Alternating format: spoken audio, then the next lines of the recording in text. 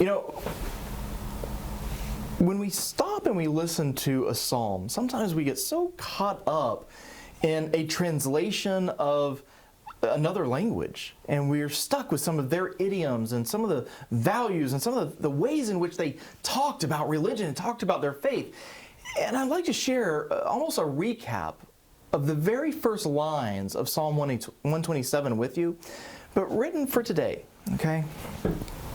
It goes like this. If God doesn't build the house, the builders only build shacks. If God doesn't guard the city, the night watchman might as well nap. It is useless to rise early and go to bed late and work your worried fingers to the bone. You know, I love the way that the late Reverend Eugene Peterson put it this way. You know, he puts these lines, these opening lines of Psalm 127 in a way that we can really kind of grasp onto. I mean, I certainly identify. I feel sometimes that, you know, work is this relentless thing that I'm always just obsessive about. And ultimately, if it's not really deeply rooted, and not, even with pastors, it's not always so, if it's not rooted first in what God is up to, it's all for naught. So if God isn't at the heart of everything we do, like I said, it is all for naught.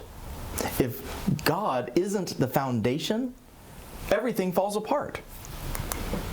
You know, last week I had a masonry contractor come by the house to look at some repointing and some repairing of the front steps, along with a few foundation issues that I've noticed around the basement.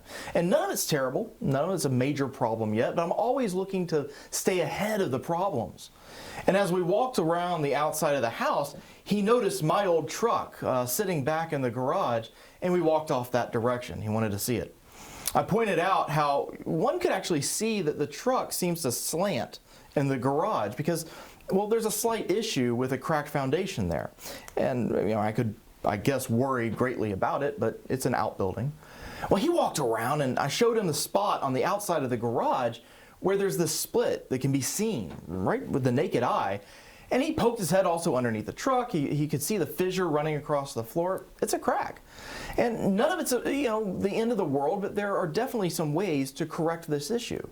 And his company doesn't do it. But he said that one solution, and I think this is important for us to remember, one solution is to do what's called slab jack or slab jacking the foundation. And I'm not going to bore you with it and all the details and things like that. But basically, holes are drilled down into the foundation itself, especially, you know, the broken part, and either sometimes new concrete, but most often polyurethane is sent down underneath it to bring that foundation back up to make it level and stable once more. Okay, so that's the gist of it.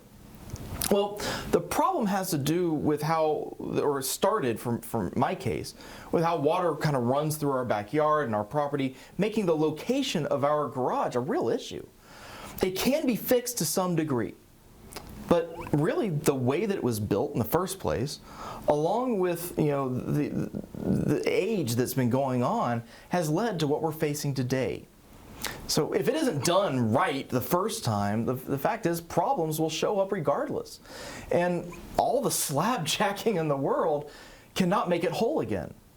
In a funny sort of way, that is exactly how our psalm opens up today.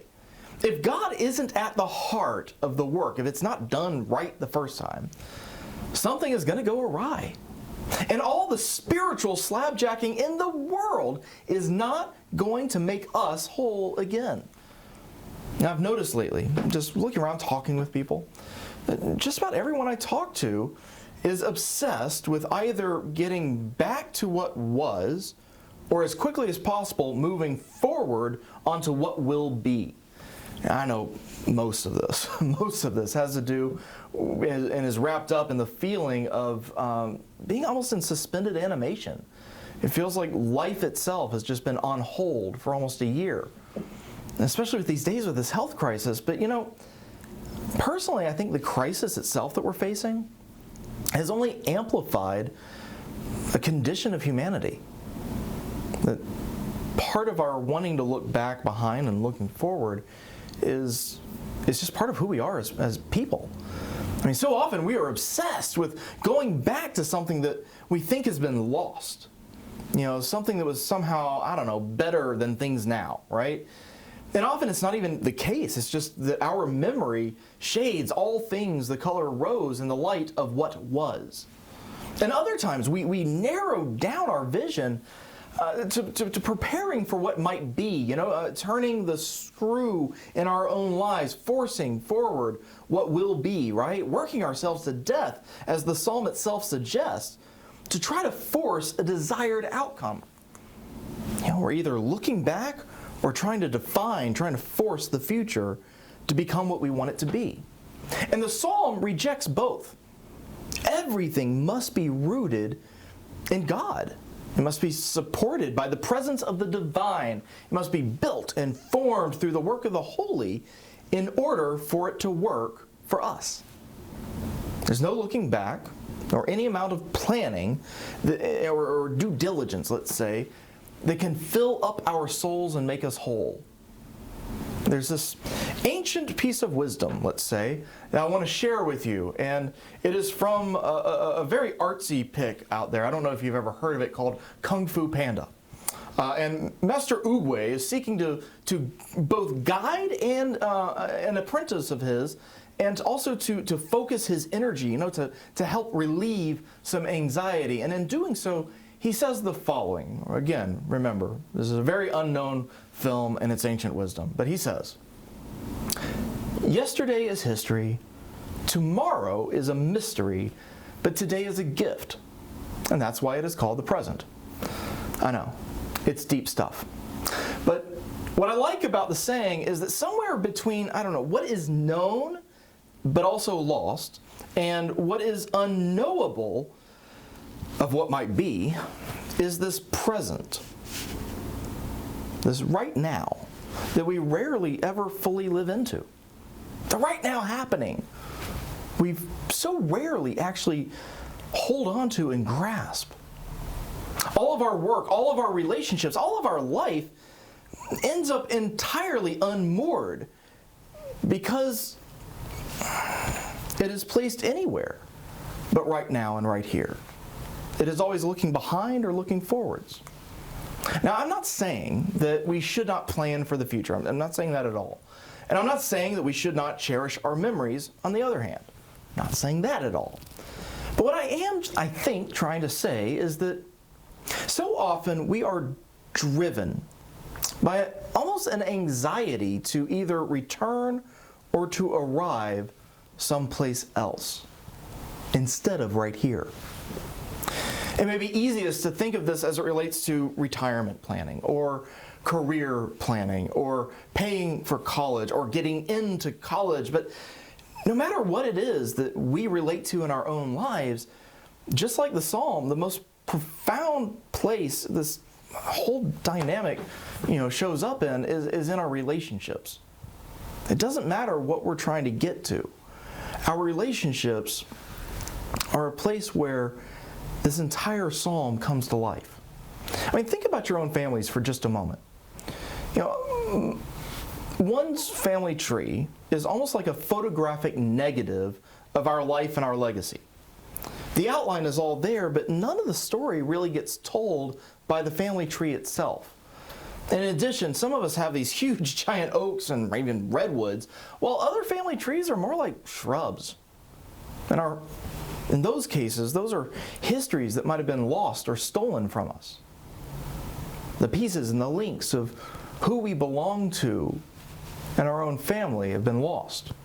And sometimes whole sections of our family tree can even be entirely fictional. I mean, there was a genealogist in my family, about 100 years ago or so, who was obsessed with the idea of taking our family history all the way back to Adam and Eve. Stop and think about that for a minute.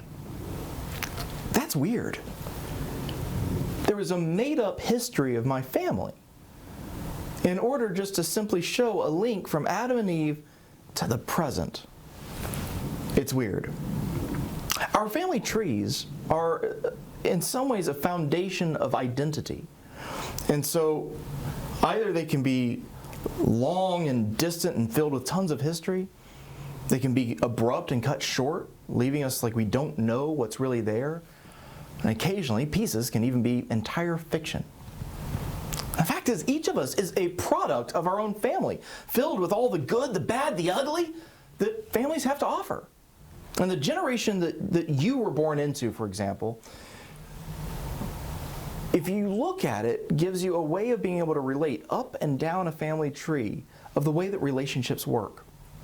For example, if you were to look back at your generation, the generation of your parents, the generation of your grandparents, right?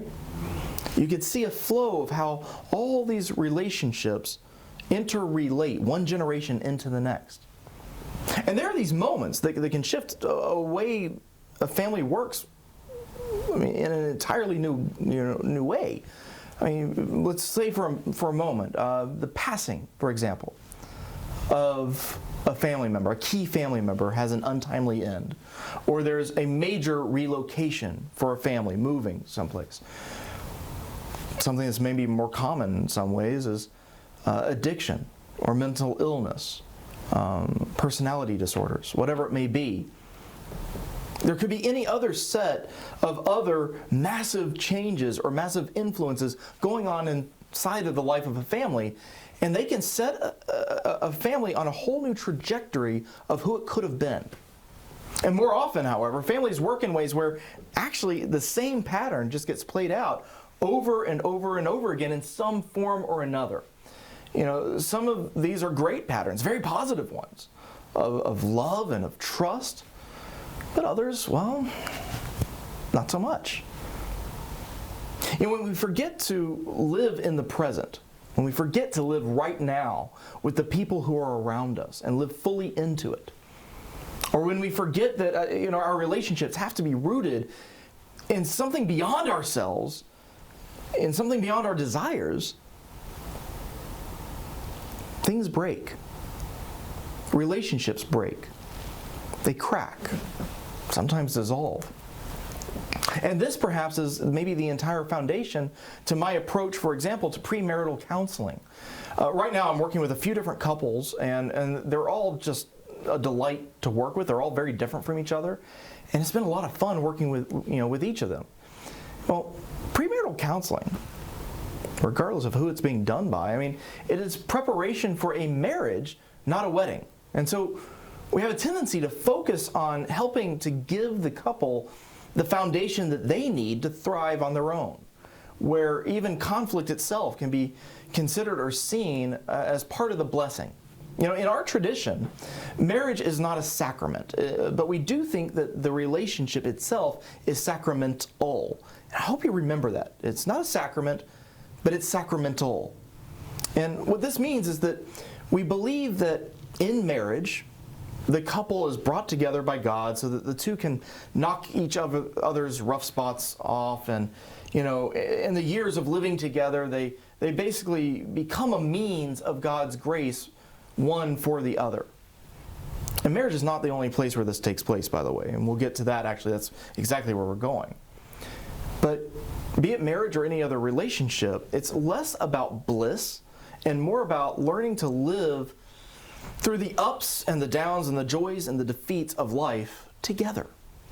In essence, it's about learning to live fully present with another person, learning to live in a relationship with another person that is not transactional, meaning that we're not in it for reasons other than what we can, that we are in the relationship for reasons other than what we get out of it.